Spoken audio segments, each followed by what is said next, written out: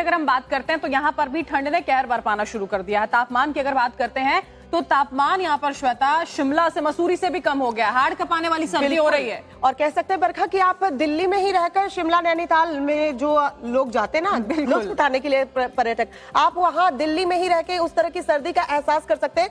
दिल्ली का टेम्परेचर जैसा कि बरखा बता रही है पहाड़ों से भी कम रिकॉर्ड किया गया है। दिल्ली की सर्दी पर यह रिपोर्ट दिखाते हैं, देखिए जरा। दिल्ली में सर्दी के सितम की शुरुआत हो गई है। राजधानी दिल्ली की ठंड ने शिमला को पीछे छोड़ दिया। मिड दिसंबर में ही टेम्परेचर ने अपना ट्रेलर दिखाना शुरू कर दिया है। दिल्ली का मिनिमम टेम्परेचर 5 डिग्री से नीचे पहुंच गया। ऐसे में अगर आप छुट्टियों में किसी हिल स्टेशन पर जाने का प्लान बना रहे थे तो आप दिल्ली में भी रहकर पहाड़ों वाली सर्दी का मजा ले सकते हैं। दिल्ली के लोग सर्दी के कहर से बचने के लिए अलाव का सहारा ले रहे हैं। हजरत निजामुद्दीन की तस्वीरें आधी रात की हैं, जब लोगों ने ठिठुरती ठंड से बचने का ये तरीका ढूंढ निकाला। जैकेट, टोपी, जूता सब पहनने के बाद भी लोगों के लिए सर्दी का टॉर्चर झेलना मुश्किल हो रहा है। राजधानी में सर्दी बढ़ने के साथ ही रैन बसेरों में भीड़ बढ़ने लगी है। तस्वीर सराय काले खां के एक शेल्टर की है। यहाँ बेड भरे हुए हैं। बढ़ती ठंड में बेघर लोग रैन बसेरों में अपना ठिकाना बना लेते हैं।